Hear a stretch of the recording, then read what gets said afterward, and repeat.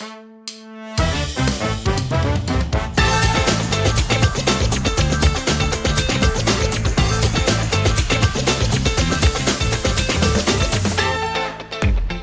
amigas y amigos de La Pausa, déjenme decirles que hoy regresamos y regresamos con todo. ¿Por qué? Porque tenemos un poquito ahí de presencia masculina y si tú estás viéndonos, pues ya lo viste, pero si nos estás escuchando probablemente pues no lo has visto. Así que Basti, primero bienvenida a este episodio nuevito que tenemos hoy. Hoy va a estar genial, no se lo pierdan, no se desconecten y ayúdennos a compartir también este episodio porque es una conversación que se va a poner muy interesante. ¿Cómo que un poquito de masculinidad? Pues dame mi lugar. Bueno, como ya se presentó, sí, y como ustedes lo conocerán y si no lo conocen, hoy lo presentamos en La Pausa porque es nuestro primer invitado hombre. Es el Así primer que eso lo ministro celebramos. del Instituto Crux. ¿Qué tal? Y él es Gonzalo Chamorro. Yo lo quiero invitar presentar como un amigo, porque eso es para mí, mi amigo. Así que bienvenido, Gonzalo. Llora. A La Pausa, un podcast que a ti te va a dar hoy una dosis de pensamientos frescos. Bueno, muchísimas gracias, Sharon, Basti. Es un tremendo placer compartir con ustedes dos y por supuesto con toda su audiencia temas que son tan importantes, tan relevantes para nuestros días y la verdad que yo les felicito a ambas por el trabajo que vienen haciendo, porque una de las cosas que tenemos que desarrollar en estos días es la generación de la curiosidad intelectual. ¿Y cuál es la mejor forma de desarrollar la curiosidad intelectual? Asombrarnos por el conocimiento y por el conocimiento que trasciende inclusive nuestra mente, nuestro espíritu y nuestra alma, el conocimiento de Dios. Así que enhorabuena por este trabajo y creo que estoy hablando de más sí, porque ya gracias. Me están mirando las dos así por primera vez en todos los episodios. Alguien nos quitó el micrófono, pero gracias se la cedo. Buena introducción porque sí, y creo que también sumando lo que tú dices, las preguntas. Y eso es lo que constantemente Basti y yo hemos hecho. Nos preguntamos sobre los temas y a lo mejor no tenemos respuesta para todo. Por eso hoy traemos a este ilustre caballero y las preguntas nos llevan a pensar en ciertos temas como el que queremos ver hoy. Bueno, de hecho, perdón que les interrumpa, pero Martin Heidegger, el padre de la teoría interpretativa del siglo XX o del giro hermenéutico, decía que la pregunta es la piedad del pensamiento. Y vaya sino que ser piadoso en estos días es tener buenas preguntas para resolver las dudas y todos aquellos que dudan sinceramente encontrarán una respuesta cuando la buscan. Y yo creo que eso tenemos que quitarnos el miedo de hacernos preguntas, ¿verdad? Porque muchas veces no queremos cuestionar lo que creemos porque no queremos incomodarnos, pero creo que en este momento, culturalmente hablando, necesitamos hacernos esas preguntas para poder tener respuestas. Y creo que el tema de hoy también ha resaltado muchas preguntas que lamentablemente no tienen una respuesta tan viral, ¿verdad? No existen estas respuestas que, por ejemplo, tenemos muchos blogs, tenemos muchos videos de ciertos movimientos sociales militando, pero tenemos que ofrecer también respuestas del otro lado, porque si no, también no vamos a... O sea, la gente tiene miedo de hacerse esas preguntas y la de verdad, no encontrar la respuesta. Sí, y la verdad es que ¿qué sería la pausa? ¿Qué sería de ustedes si no existieran las dudas? Y esto para mí es importante y la primera duda que tengo yo es ¿por qué no me sirvieron agua? Y están, miren qué pasó, tan algo tacaña Gonzalo con el agua. Gonzalo que somos tacañas porque no le dimos agua. No, son bromas. Se la tomó. Miren, la verdad que lo que tú trajiste a colación, Basti, Sharon, creo que es de suma importancia porque a veces los adultos hacemos juicios de valores, especialmente a los jóvenes cuando están dudando. Y vaya si no, si el punto de partida de todo pensar, de todo filosofar, de hecho la expresión latina sapere aude, atrévanse a pensar, parte por una pregunta y la pregunta surge a partir de la duda. Entonces yo quiero dirigirme a ustedes que están dudando. Todas aquellas personas que dudan necesitan buscar una respuesta y ese proceso de la búsqueda de la respuesta vaya si no, llena el espíritu humano, la conciencia y la razón que es tan importante en estos días. Ahora también tenemos el otro extremo. Ya esa generación no se está preguntando. ¿Qué me quisiste decir? No se está preguntando bueno, sí. y tenemos que también llevarlos a eso, a pensar lo que están creyendo, lo que están entendiendo acerca de la cultura, acerca de su fe. porque si no, entonces, como lo veíamos también en un par de clases aquí con mi buen profesor de toda la vida, simplemente tragamos lo que otros nos mastican sin preguntarnos. Y entonces, por eso el tema de hoy es muy importante, muy bueno, muy oportuno. Porque Oye, estamos... y antes de entrar al tema, ¿puedo decir algo? Es que, perdón, también lo que pasa es que es tan Basti importante, yo sé, algo. y ya prometo que ahora sí me callo y les doy el lugar a ustedes, y de hecho ustedes hagan el programa. No, Es más, pero ya no sí, hablo, me voy. no. No, pero ¿saben qué? Es cierto lo que dice Sharon, porque por un lado la duda es buena, porque nos invita a pensar, a reflexionar, a tener juicios de valores, a fundamentar la experiencia humana que no puede desligarse de la formación de la razón, la formación de la conciencia y la consciencia, es decir, entender la realidad y poder discernir lo que es bueno y lo que es malo. Pero también, tristemente, hoy vivimos una mentalidad orwelliana al estilo de 1984, donde hay un gran hermano que nos dice lo que tenemos que hacer, no le cuestionamos y simple y sencillamente vivimos la maquinaria. Cuando el ser humano deja de cuestionarse, entonces deja de pensar y trascender. ¿Por qué? Porque pensar es trascender, como decía Ludwig Wittgenstein. Me parece que nos podemos retirar. Claro. Y lo dejamos Entonces, solito. Bueno, y entonces empieza la Sobramos, disertación sobre... Y ni siquiera hemos revelado el tema. No, pero tú querías decir algo, me parece que tus es ojos que, no. Ah, bueno, justo bueno. Gonzalo lo explicó bien porque... Dijo todo lo que tú querías decir. Sí, porque además tal vez sí se están cuestionando, pero se están cuestionando cosas de su propia esencia. Sí. Y estamos hablando ya de una deconstrucción de la identidad y eso los está llevando a un callejón sin salida, ¿verdad?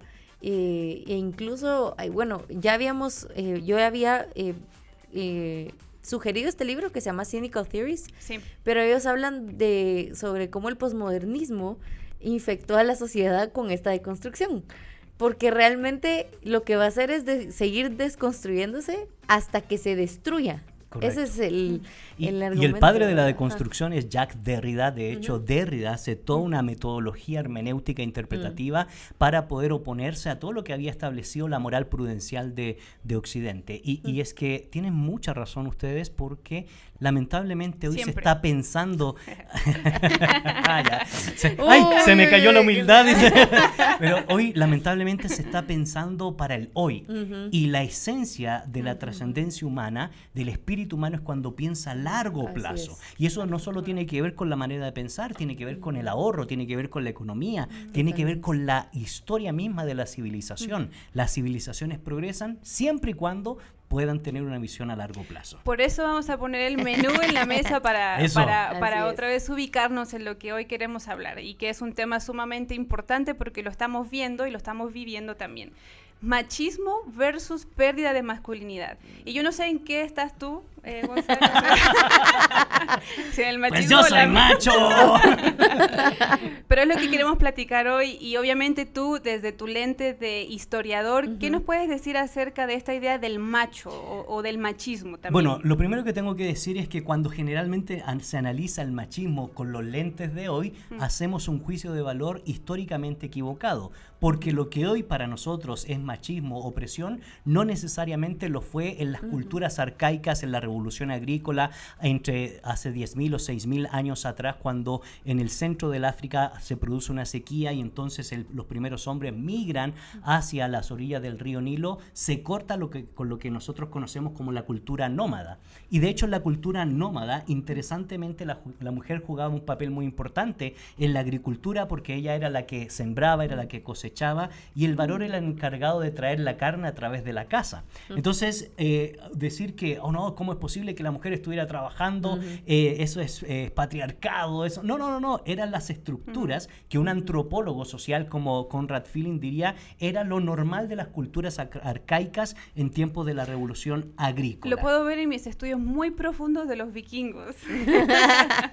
Creo que eso daría también... efectivamente, cuando uno estudia, por ejemplo, las culturas nórdicas o las culturas indoeuropeas o las culturas etruscas, uno diría hoy, pues ahí la verdad es que había mucho matriarcado, no había tanto patriarcado. Entonces, lo que sucede es que hoy estamos reaccionando al problema de la falta de respeto a la dignidad de la mujer, porque es que en Grecia y en Roma la mujer casi no valía absolutamente nada, a no ser que perteneciera a la aristocracia. Y por eso es que el cristianismo reacciona ante esa realidad, pero por eso también es que la tradición judía o la tradición judeo-cristiana especialmente le da el lugar a la dignidad a la mujer. Ahora, no necesariamente todas las culturas fueron patriarcales, no necesariamente todas las culturas oprimían a la mujer. De hecho, uno estudia los textos ugaríticos, uno estudia la epopeya de Gilgamesh, y en cierto sentido la estratificación de la mujer jugaba un papel muy importante por el tema de la fertilidad. Ahora, ¿cuándo es que muchos comienzan a hacer crítica respecto al machismo?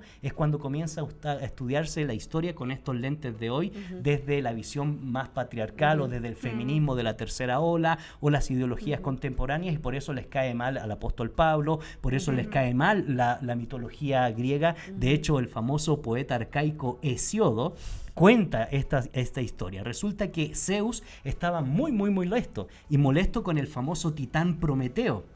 Y es tan interesante la historia que dice Hesiodo en su poema que entonces estaba tan enojado que Zeus, para castigar a la humanidad, decidió crear a la mujer, le dio el título de Pandora, y entonces Pandora aparece en la escena histórica abriendo un cofre, y a la hora de abrir el cofre entonces se inicia la maldad humana. Entonces, por culpa de la mujer, desde la perspectiva de los poemas arcaicos de Hesiodo, en la filosofía inclusive antes de los sofistas, es que básicamente la mujer es la culpable de la maldad humana. Wow. Ahora, obviamente hay que entender esa realidad bajo las premisas de esa época, y claro, no estamos de acuerdo con eso, pero las formas mitológicas de entender el mal. Me salto un poquito de tiempo, porque también los padres de la iglesia observaban así el relato de Eva, ¿no? Que por medio de ella es que entra la maldición, toda esta maldición. Y creo yo que también eso puede ser, ¿no?, provisto por esta parte que tú estás explicando de la historia. Pero ¿cuál es el problema entonces, Gonza? Yo le digo Gonza de cariño.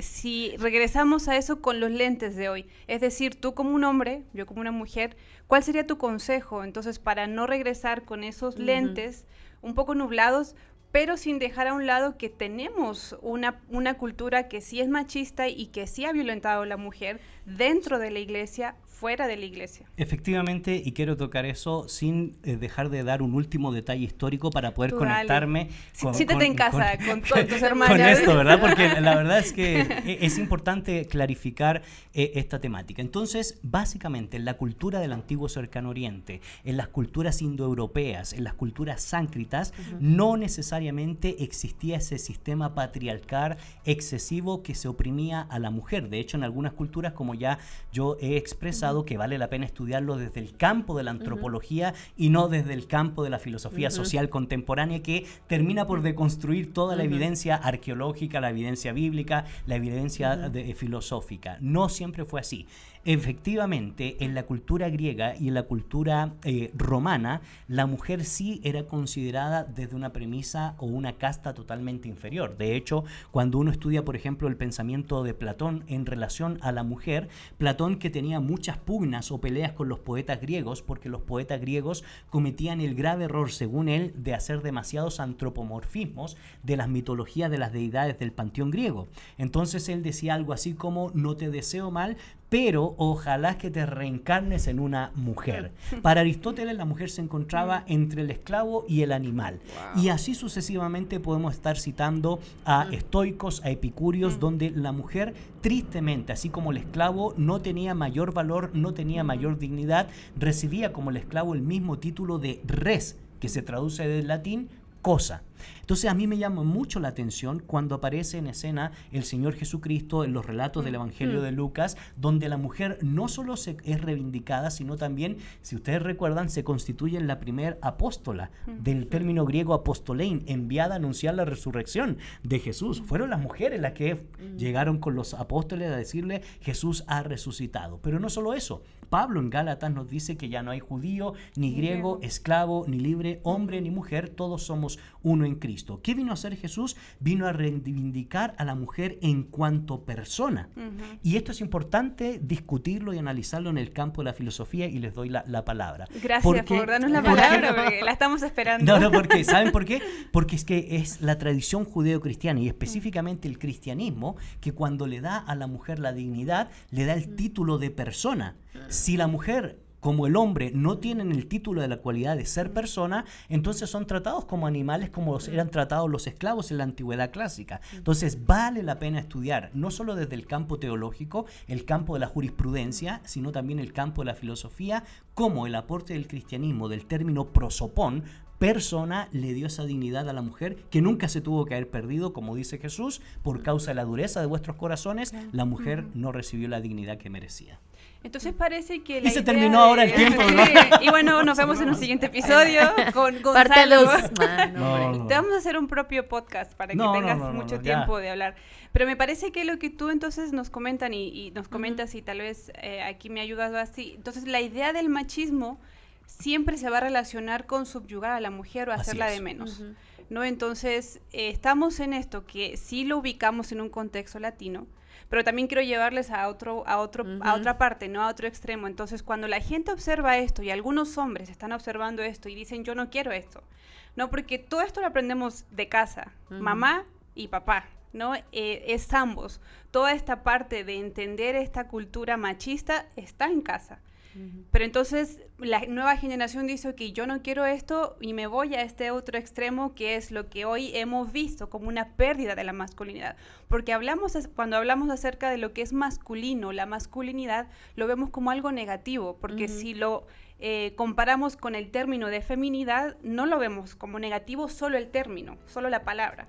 Pero cuando nos referimos a lo masculino, totalmente por la cultura en la que vivimos, se ve como algo negativo. Entonces, ¿qué vemos? Una pérdida de la masculinidad, que es lo que hoy nos está diciendo, ok, si esto no es ser hombre, parece que esto es.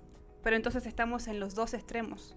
Y de hecho, realmente el término es una feminización del hombre, ¿verdad? Porque estamos sobreelevando la feminidad y estamos en reacción, creo que tú lo dijiste muy bien, en reacción a la violencia hacia la mujer, queremos, o la cultura ha querido sobreelevar la feminidad y no sé cómo explicárselos, pero tal vez tratar a la masculinidad como algo inferior y tratar de... yo creo que también muchas veces es algo ilusorio para ellas de que la masculinidad en nuestra sociedad actual está sobrelevada, porque no es así. Por eso estamos hablando de una feminización del hombre. Y creo que en esos extremos lo que hemos logrado ver es realmente muchos hombres lastimados. Y sobre todo que las feministas o el feminismo no toma en cuenta la tasa de suicidios tan alta que tienen los hombres, ¿verdad? De depresión, exacto. Salud mental. Y también, por ejemplo, en el tema de los trabajos, ¿verdad? Que los hombres son los que toman el trabajo pesado. No vemos a las mujeres haciendo cola para hacer albañiles, para trabajar en construcción. Tal vez hay mujeres que trabajan en construcción, pero ellas no quieren esos puestos. O sea, el feminismo no quiere las cotas en esos puestos. Entonces creo que también tenemos que tomar en cuenta que estamos viendo una sobrelevación de la feminidad, pero al mismo tiempo ya ni siquiera pueden definirnos qué es ser una mujer y qué es la feminidad. Y saben que generalmente nosotros, o nuestra tendencia, por supuesto, es hacer un juicio de valor frente a estos movimientos ideológicos que quieren romper con el orden natural o van en contra misma de la naturaleza.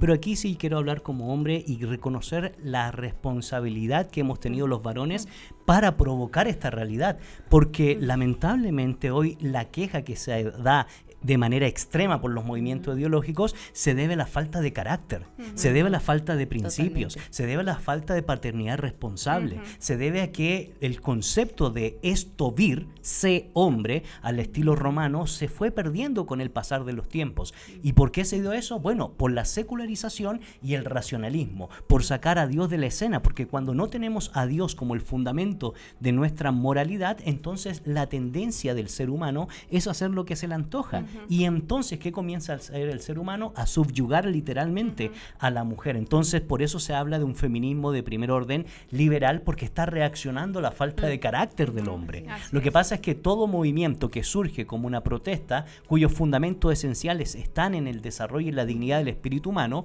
cuando no tiene un punto moral de partida, termina por convertirse en una ideología que es básicamente algo que se basa en la emoción colectiva de las personas sin evidencia real o empírica, sin evidencia científica de lo que implica ser mujer y de lo que implica ser hombre. Entonces, cuando uno piensa en la antigüedad clásica, cuando uno piensa en el texto bíblico, pues la verdad es que hay varios códigos morales que uno estudia para poder ver la realidad inherente de lo que implica ser hombre y desarrollar la masculinidad. Por ejemplo, los griegos tenían la famosa palabrita el arete. ¿Qué significa eso? Culto a la excelencia. No es el arete que uno se pone, ¿verdad? Aquí, sino que decir, bueno, todo... ¿qué les usaban aretes? Bueno, aretes son pendientes por si alguien... Sí, es cierto, a mí se me había olvidado. Pero la verdad es que todo buen ciudadano en la ciudad-estado, en la polis griega, si quería ser conocido como un hombre que realmente vivía las virtudes cardinales que distinguen al buen ciudadano, debía practicar el arete, culto a la excelencia. ¿Qué significa ser buen padre? ¿Qué significa ser buen hijo? ¿Qué significa ser buen ciudadano? Y no es que todos los cumplían, pero los que lo cumplían eran reconocidos en la antigüedad. En el caso de la cultura romana, la gravita. ¿Qué significa el concepto de la gravita? No ser timorato.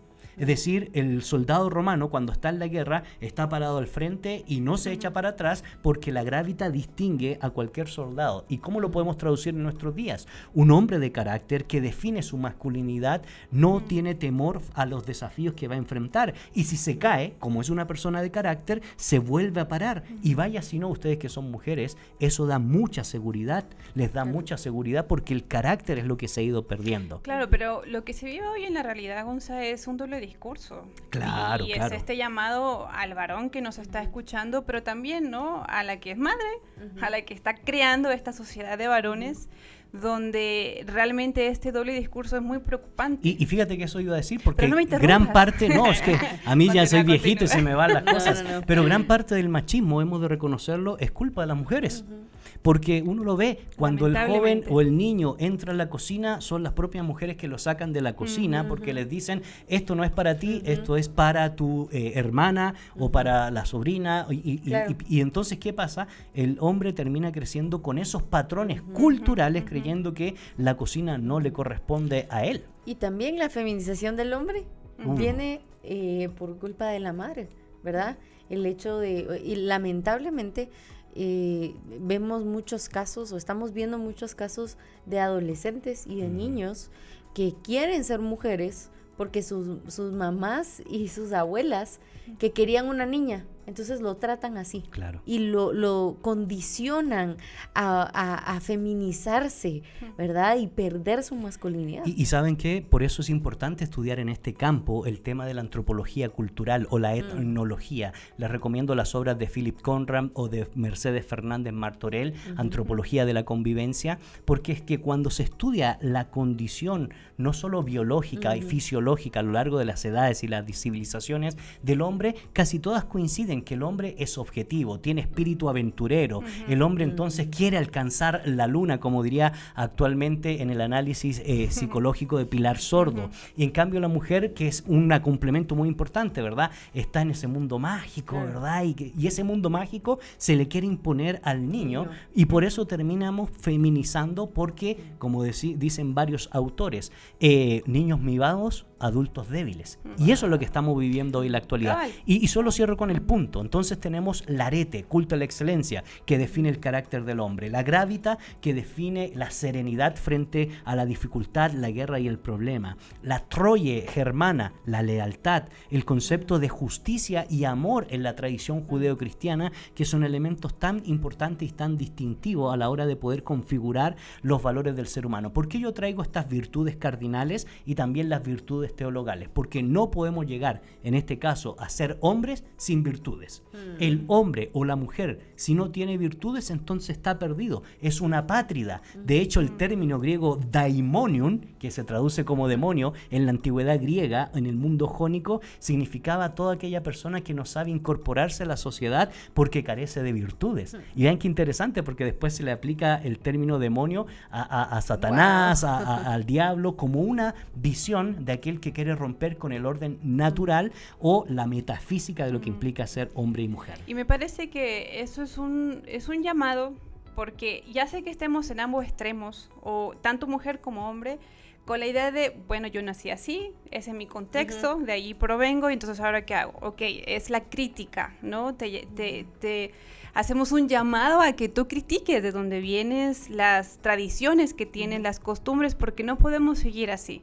No podemos seguir con este doble discurso, no podemos seguir con la idea de que, bueno, yo vengo de este contexto y entonces ¿ahora qué hago? Es un llamado a lo que tú dices, a conocer cuáles son estas virtudes a las cuales el hombre cristiano, por decir, ¿no? Porque estamos llamando a ese hombre cristiano a que se vuelva a conectar, a que se vuelva a entender, a que vuelva a entender la figura de Cristo como un hombre, claro, ¿no? La figura de Él como alguien que dignificó a la mujer, y no nos quedemos bajo la excusa o la idea de que, bueno, yo provengo de esto y entonces así soy y así me configuré.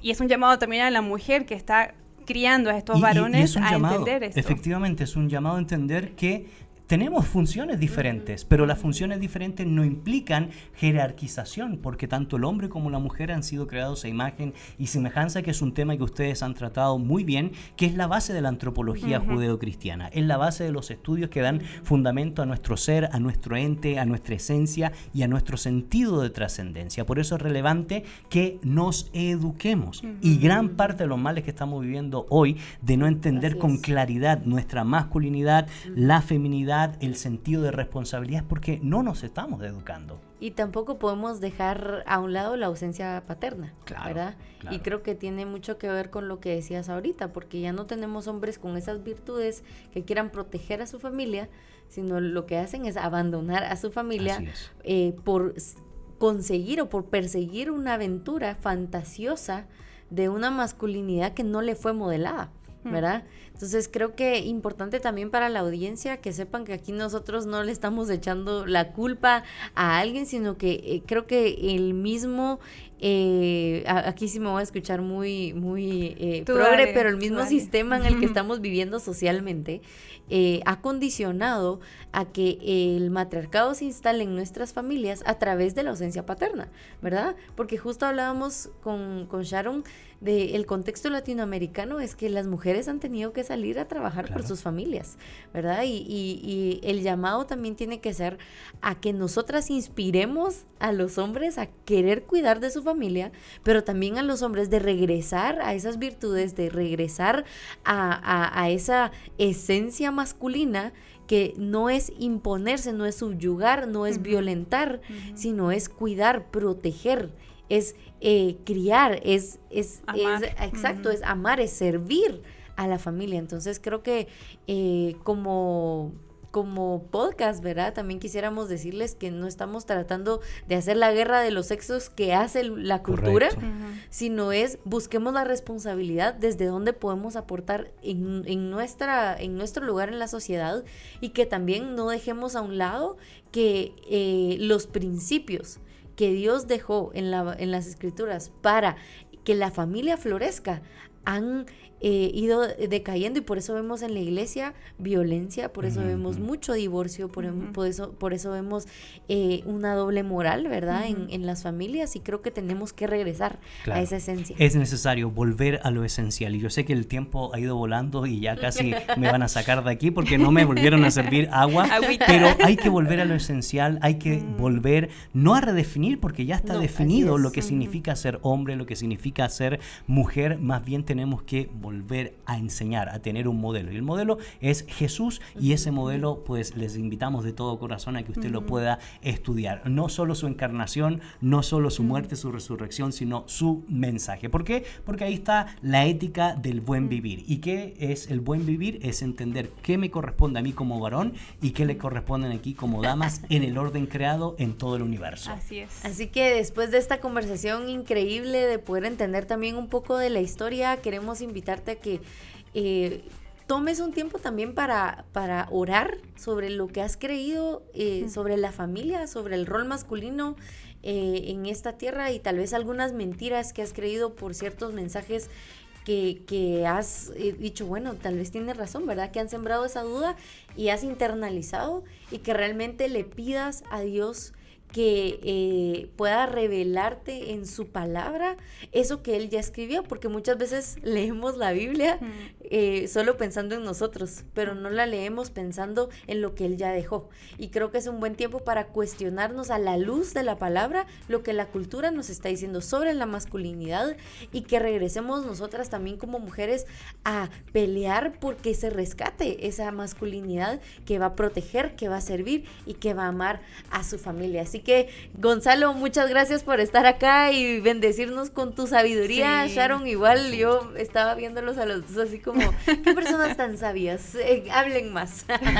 Pero nos vemos en un próximo episodio de La Pausa. Te recuerdo que nos puedes escuchar en Spotify, en YouTube, en Facebook, y te pedimos que compartas este episodio si fue de bendición para ti, también que puedas de contarle a tus amigos que cada cada 15 días estrenamos episodio, y te esperamos en el próximo episodio.